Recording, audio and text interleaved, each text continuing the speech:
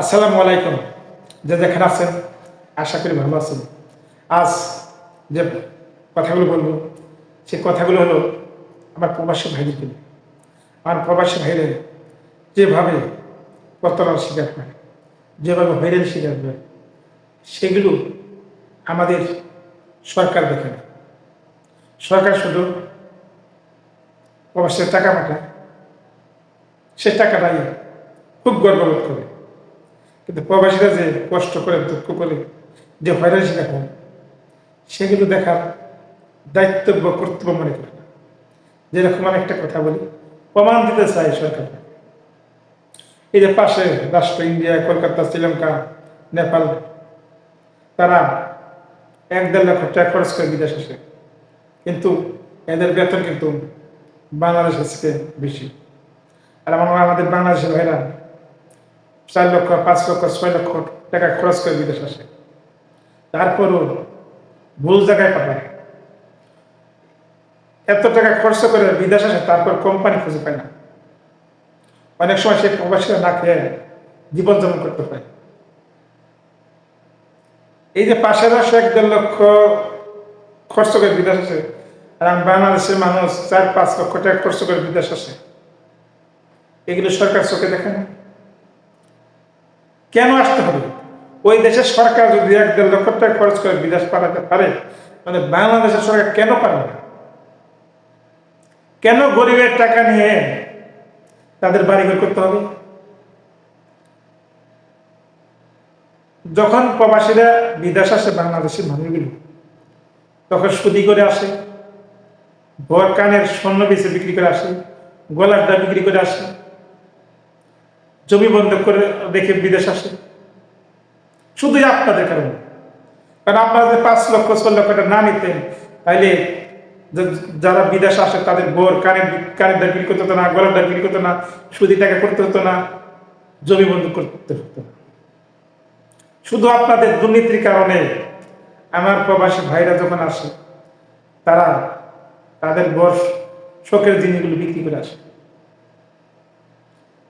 শখের জিনিস বিক্রি হলো, তারপরে মনে দুঃখ নাই।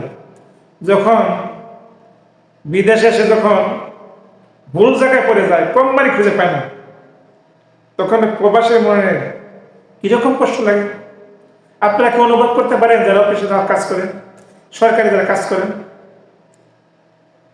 আমি বলতে চাই, যদি প্রবাসের জন্য কাজ করতে চান, প্রবাসী ভাইয়ের মঙ্গল কামনা করেন, তাহলে প্রথমে আপনাদেরকে 1-1.5 লক্ষ টাকার মধ্যেই আপনাদের বিদেশ পাঠাতে হবে আমার প্রবাসী ভাইদেরকে।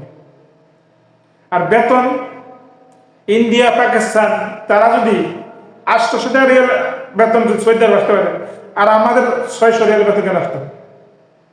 আপনার কি অক্ষম? আপনাদের ক্ষমতা নাই? আপনাদের কি যোগ্যতা নাই? কোনটা? আপনারা কাপুরুষ? তারা পারে 800 রিয়াল 1000 টাকা বেতনে সৌদি আরব পাঠাতে, আর আপনাদের কেন পারে তবে 600 রিয়াল? তাহলে আপনারা কোন জায়গায় মাথা নত করেন? তারপরও 600 রিয়ালের বেতন, তারপর এরা আসে 1-1.5 লক্ষ খরচ করে, আমাদের আসতে হয় 4-5 লক্ষ টাকা খরচ করে। কেন? তাহলে সরকার, কোন দেশের সরকার জনগণকে ভালোবাসে বলেন? বাংলাদেশের সরকার জনগণকে ভালোবাসে? ইন্ডিয়া, পাকিস্তান, নেপাল, ওই দেশের সরকার জনগণকে ভালোবাসে? ঠিক তারা জনগণের কল্যাণে কাজ করে, মানুষকে ভালোবাসে, তারা জনগণের সুযোগ সুবিধা দেয়। বাংলাদেশের সরকার মন্ত্রী যারা আছে, তারা জনগণের রক্ত চুষে তারা চান্দের দেশে বাড়িঘর করতে চায়। এটাই ওই দেশের রাষ্ট্রের সরকার আর বাংলাদেশের রাষ্ট্র পার্থক্য। তাই এখনো বলবো, এখনো সময় আছে। এই প্রবাসের টাকা অর্থনীতিটা ঠিক আছে এখন, তাহলে বাংলাদেশ অর্থনীতি ধ্বংস হয়ে যেত। বাংলাদেশে হাহাকার, মারামারি, কাটাকাটি এতদিন শুরু হয়ে যেত যদি এই প্রবাসী ভাইরা যদি টাকা দেওয়া বন্ধ করে দিত। ভাত পেত না, খাবার পেত না। সরকারে যা চাকরি করে এদের বেতন দিতে পারত যদি প্রবাসী ভাইরা যদি টাকা দেওয়া বন্ধ করে। তাই বলবো, সরকারি যারা প্রবাসীদের জন্য আসে, আপনারা যারা সরকার আছেন, দয়া করে এই অফিস আদালতে প্রতারণার শিকার হইতেছে, এগুলো বন্ধ করে